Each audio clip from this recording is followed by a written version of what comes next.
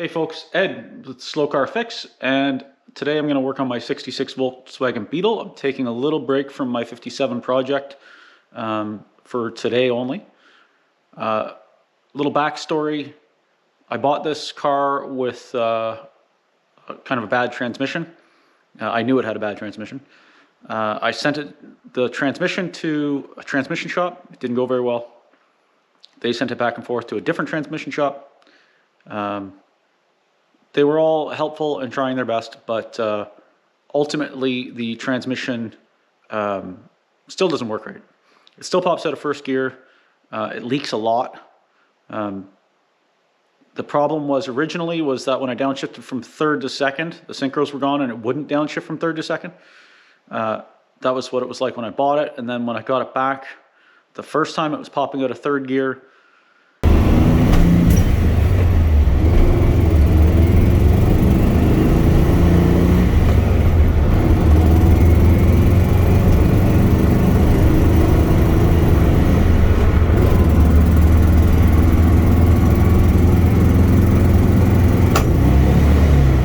That ultimately worked out to be eventually popping out of first gear and not third gear. And I don't know much about these transmissions, but it's also leaked ever since I got it back.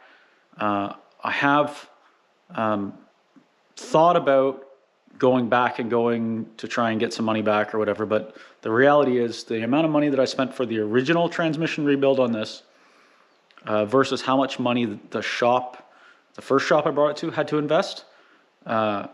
They are way out, and I'm out a little bit. So I used it first summer. It was good. I just had to be aware and mindful of it popping out of first gear. But I've been on a wait list for a Volkswagen specialty guy, and I talked to him the other day, and he says bring it down. So I'm gonna bring him the engine and the transmission. He doesn't have room for the car. And he's going to rebuild the transmission properly. He has lots of experience doing it.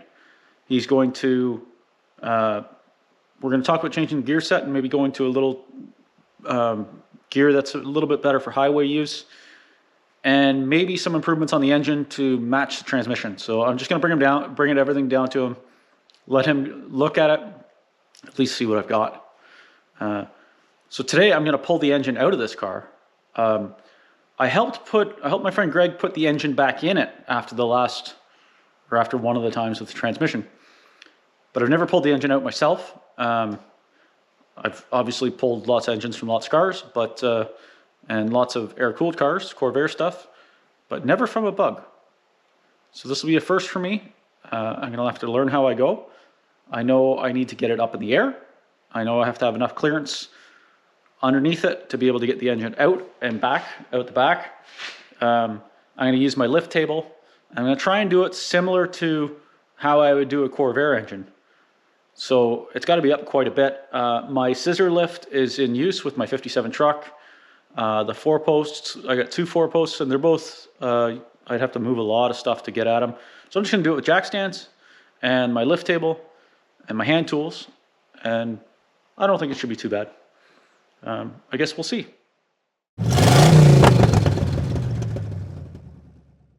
Step 1, turn my bug into a Baja bug. No, not doing that. I've got it up. Probably not high enough. I think it's got to come up higher. I like to, when I do Corvairs, I like to have them even and not like the back all up in the air, because then it just throws everything off kilter. There's side load on the jack stands and whatever. I've got these good sturdy jack stands. If you ever see a set like this, they're like a pipe stand. If you ever see a set at like a yard sale or an auction or something, grab them. These, you can turn this and with just a little bit of effort and raise the car up, level it, whatever you got to do. If you're building a frame or something and you want it to be spot on level, you can level it at 4 points with this. They're very handy.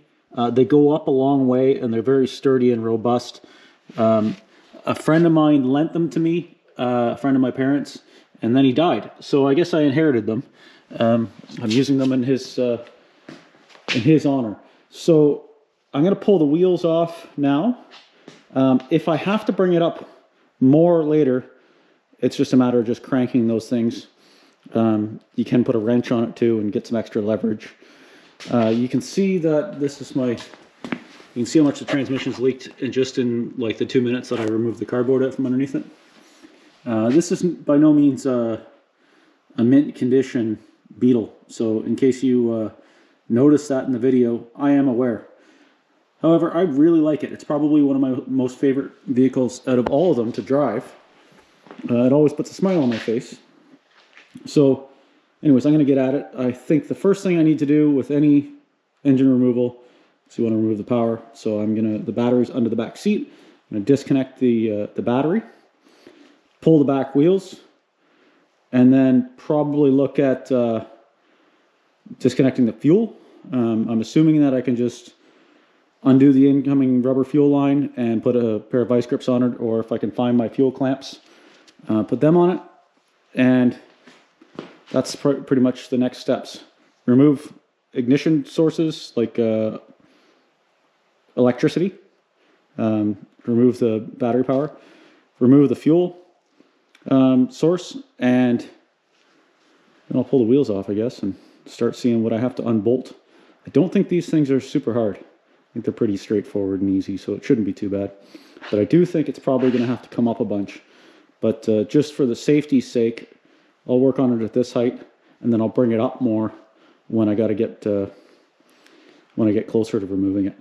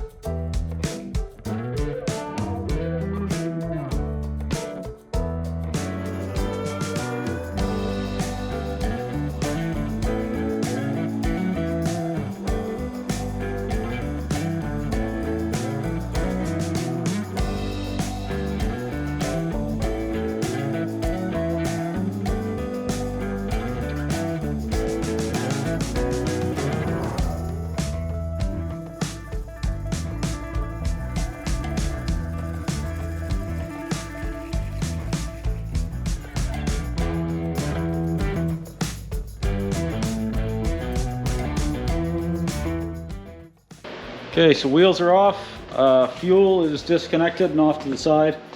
The wiring, I took a picture of the wires that go to the coil so I know which way they go. Wire to the generator is off.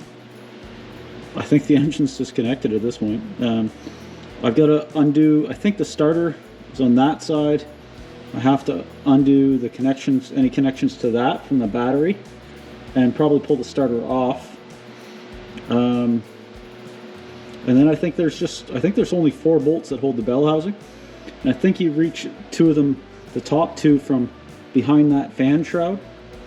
I can't really remember because I was only helping when we put it back in. I didn't really do the job, so yeah. Hopefully part of this process is Buddy will see stuff that I don't know. Like I closed this off because this seemed like a bad idea to have that wide open.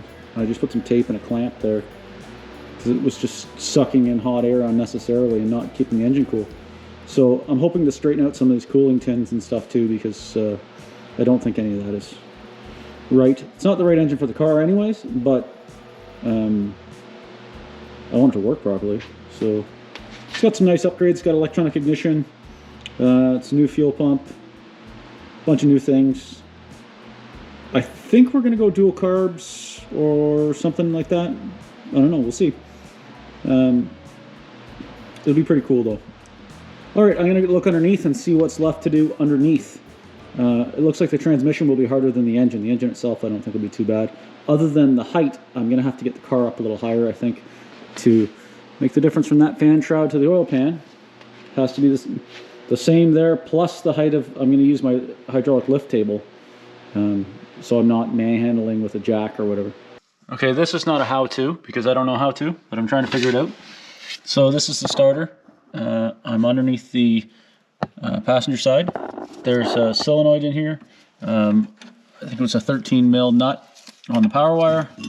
And this one, I don't know that that's factory, but it's a push-on connector, push-on, stake-on connector. One nut on this side, which is took 17 mil.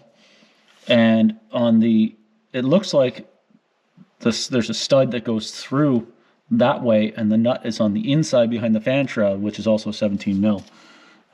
So I guess that's my next thing. And then I think it's just a bolt here on each side of the bell housing.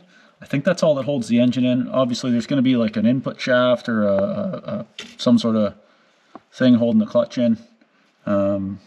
So very soon I'm going to have to get support underneath this thing. But I'm going to pull this other starter bolt out because the other 3 bolts will hold it. I think it's just 3. It is very simple. The behind in here, if you can't really see, but behind down there is there's a bolt for the nut for the starter. So I'm going to take that off, pull the starter out, and then get my lift table over here. This is on the driver's side. There is one bolt, nut right there, and one nut up there. That might be a bolt. I can't really tell. If that's a bolt, yes, it is a bolt. There will be a nut on the opposite, on the inside of the engine bay, like there was on the starter side. It's just those 4 bolts, and this thing comes down, and then I'm probably going to have to, I might have to disconnect that fuel line back here. I can't tell what comes with the engine shrouding until I start to drop it. I've never done this before, so looks like on preliminary look that I'm going to have to undo this here somehow and plug that fuel line, but I'll address that once I have the engine sitting, the weight sitting on my lift cart. This is my lift cart. Hello, lift cart. So I obviously have to have the car way up from here because I have to have enough room to get that lift cart back out, plus the engine, and that fan housing is quite tall.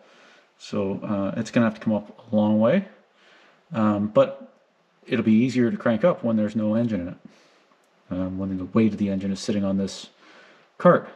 That's my theory. Let's see if it works. I'm going to try and tackle the back side, the nut side of that top bolt, and see what I can get with that. See how that is for access, and then I'll bring you back once I get that out. Okay, so I decided I need to remove this back shroud because I need to be able to slide the engine back off the whatever that thing's called, the shaft that goes into the clutch. What is that called? Pilot shaft? Sure. I think that because it goes into the pilot bushing. Anyways, the shaft that comes out of the transmission that the clutch rides on, or the clutch sits on, that goes into the back of the crankshaft. That shaft. Anyways, this thing is going to have to come off of that, and in order to do that, it's going to slide back. The other thing I had to do was I disconnected the throttle, because this wire goes through the fan housing. This throttle wire goes through the fan, and you kind of don't want that to get screwed up. What else? I think that's it. So I think I'm going to drop the other 2 nuts out of the bottom of the bell housing and see if I can slide it this way, and then I'll have to lift the car up.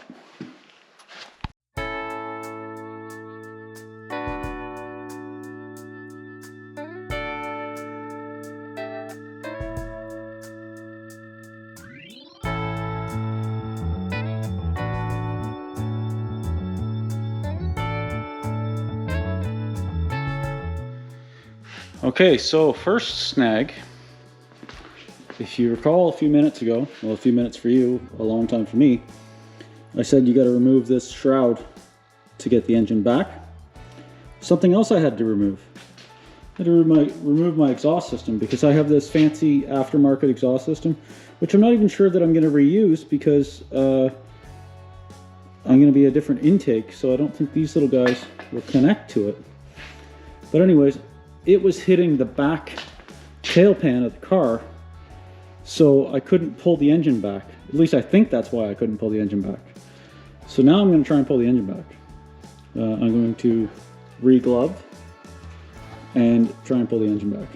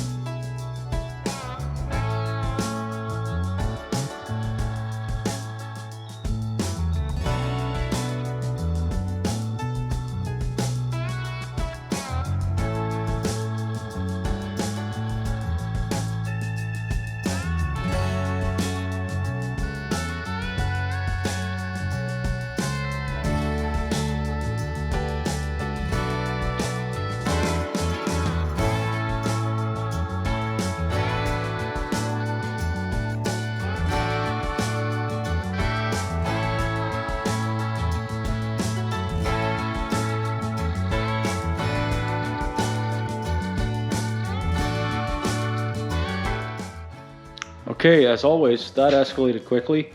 What looked to be a simple job, and these things are simple, turned into be a pain in the ass, because I have a later Volkswagen engine in the early 66, pre-67 car. Yeah, pain in the ass. The one bolt that I thought didn't have a nut on it on the other side was actually threaded into the block, which I didn't know, because I don't know these things. I had to pop valve covers off for clearance, which fortunately they're very easy to pop off. Nice and clean inside though. The studs for the bottom that go into the bottom of the block, I had to thread them out.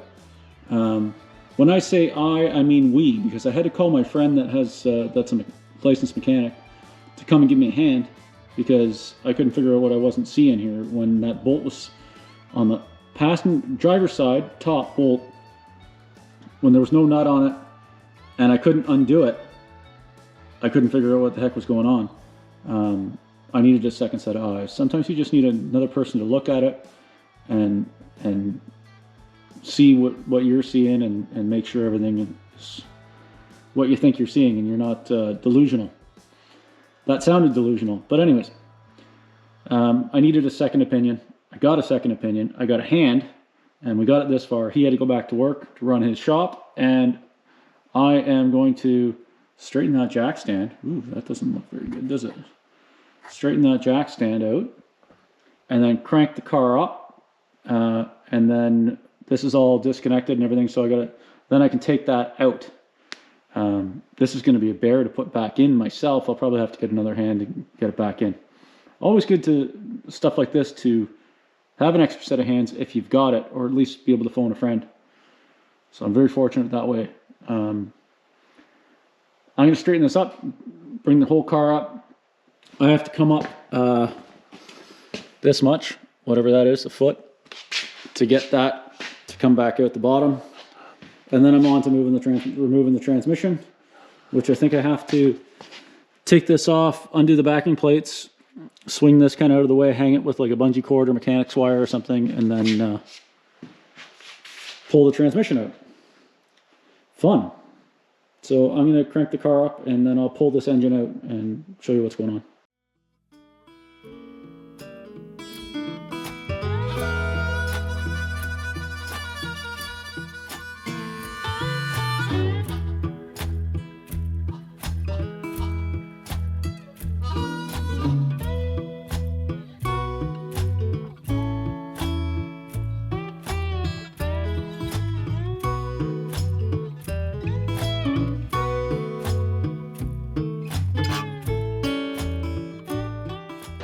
Okay, so it's out. This much is out. It's only about 200 pounds. So I guess this is threaded. I didn't know that was threaded. So that was a big problem for me. Problem solved now, I guess. The clutch was new. I don't know. It needs, I don't like the shrouding. This oil cooler right behind the fan, is that the way that's supposed to be? I guess so. I'm not sure if we're changing that. The gentleman I'm dealing with has a lot of ideas, and he's a Volkswagen specialist, so I'm going to go to him and trust his opinions. I know if this was a Corvair, I would have had this engine out twice by now, easy. So I guess next thing I got to do is, now that I have the car way up in the air and it's inconvenient, I have to pull that transmission out. I might, Kyle's coming tomorrow to help me put the engine in the truck, so I might get his help to pull that out of its position. I'm not sure. Maybe this is it for today. I don't give up that easy. I am going to remove this, or work on progressing removing this transmission. This is the shift coupling. There's a grub screw here. I got to undo that, and then I guess slide the shifter forward, and that'll come out the back of the car. I have to pull these axle nuts off the and disconnect the backing plates. I'm going to try and leave the brakes hooked up and just kind of swing these out of the way. Undo this. There's two big giant bolts in there. It's a bunch of transmission mounts. It should be not too bad. I'm going to see what I can do. Maybe I can do it, and if I use my lift table and can slide it back on the lift table, maybe it won't be that bad. The lift table is too tall for the to get the engine out. This would be way easier if I was doing it on a hoist, but all my hoists are in use, and I don't have a 2-post, so kind of is what it is. Well, there you go. I'm going to keep working. Okay, today is a new day. I ran into a snag. I didn't have... The smart thing for me, having limited tools here, would have been to have this thing on the ground, tires on the ground, chock the wheels, stick a big giant wrench on that nut, and crack that axle nut before I put it up in the air. I'm not that smart. So I didn't do that. I had to borrow a friend's socket. I don't have any 36 mil sockets here. I don't have much metric, period. But anyways, I had to go over to a friend's place this morning and borrow his socket and drive adapter, and I'm going to rattle that off of the impact, the axle nut on both sides, and then it's just pull the brakes and backing plates and everything off, swing them to the side. I think undo these bolts, and this should all just slide back out. My buddy Kyle's coming today to help me with something else, so maybe I can wrestle him into helping me slide this thing back and put it on the lift table, and that'll be that.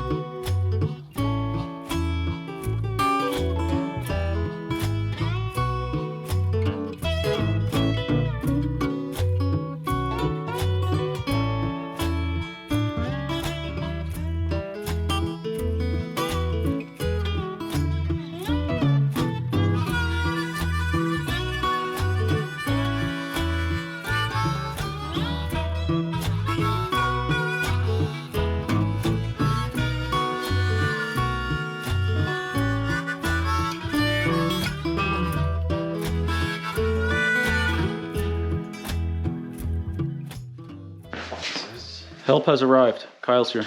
Hello. Hello, Kyle. We got the backing plates off.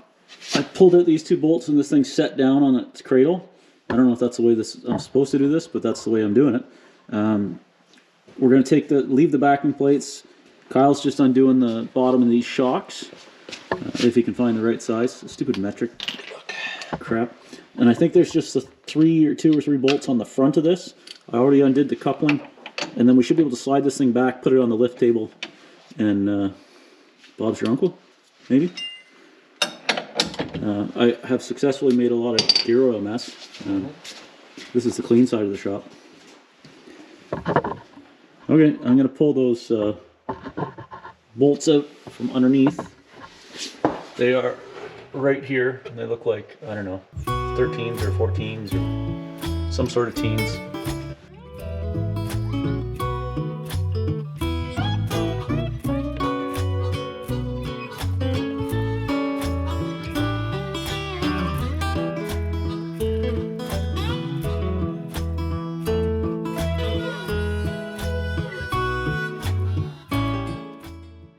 So trans is out.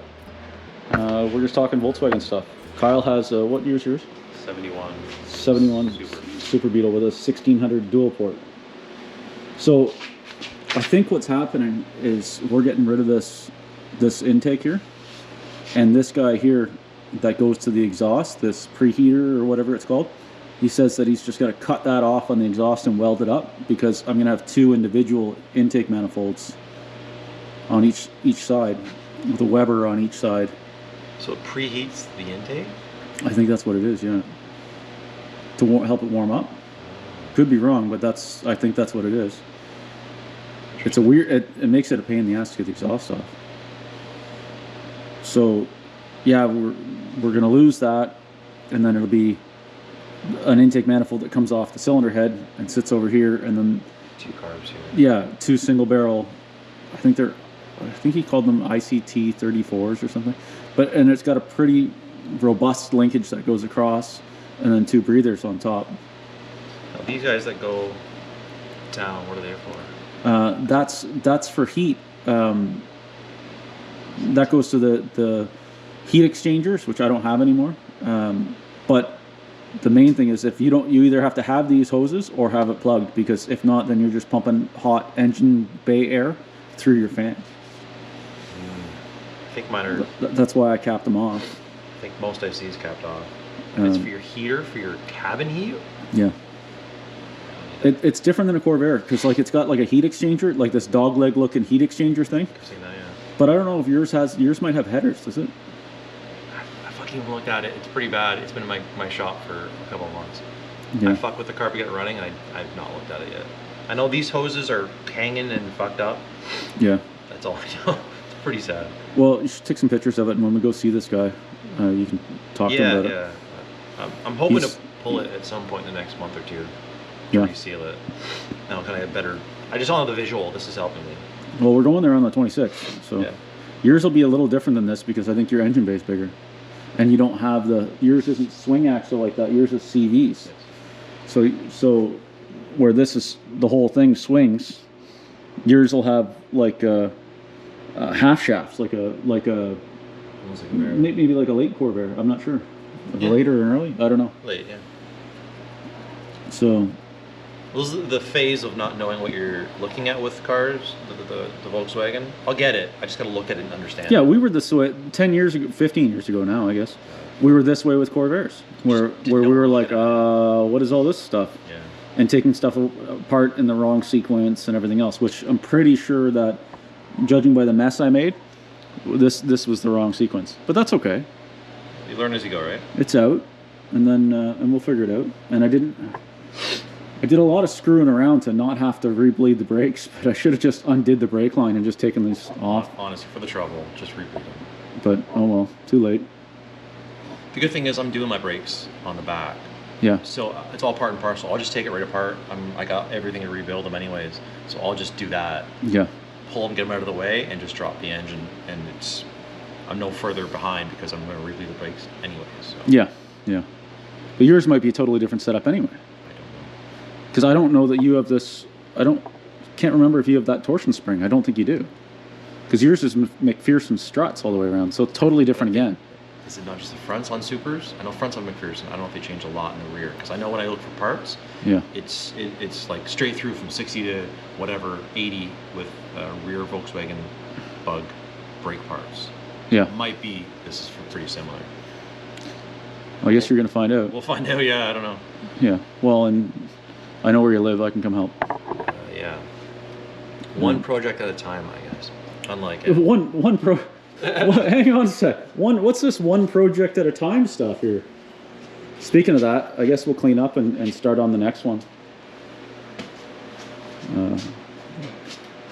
That's pretty cool though, that thing. Pretty easy overall, even though we probably did it the wrong way. It was pretty good. Yeah, the only thing I didn't mention in this description was I had to take the wing nut off for the clutch cable, so the clutch cable would go through here and not get all screwed up. But that's it. Yeah. It'd be open, so you could just loosen it and pop it out. Yeah, it's pretty neat. Pretty. So hopefully I get one back that works. That'd be good. Works correctly, and then yeah. So he's gonna do a little different. I think he's gonna do a little different gear set. So I got a little higher. He says this is like a real torquey gear set, which I found it was. Good. But at like 70 miles an hour, when you get to 70 miles an hour, it's screaming its head off. So he said, well, go to a different gear set in the trans. It's still a stock configuration. It's just different. Yeah. Can you choose to have torquey in the low end and then a couple of tall gears at the end? I don't think so. I think we're just getting. I'm not getting the full bore highway gears. We're just getting like a middle of the road setup, and then he said the dual carbs really wake up. He said the restriction on those is on the intake side. So he said the dual carbs will really wake up the engine, even though it's just a single port, and it should just give it a little bit more to be able to be more compatible with the transmission. You gotta know. Yeah, well, that's all he does is restore Volkswagen stuff. So I'm not going to blow up his name yet, but if it all goes well, then I'll gladly give him a plug on the channel. So I guess we'll clean up the mess and on to the next. Yep, one done, one to go. All right. Okay, thanks everyone for watching. Thanks for watching me struggle, and check out my other videos, subscribe, all those good things. See you later. See you, Kyle. There you go.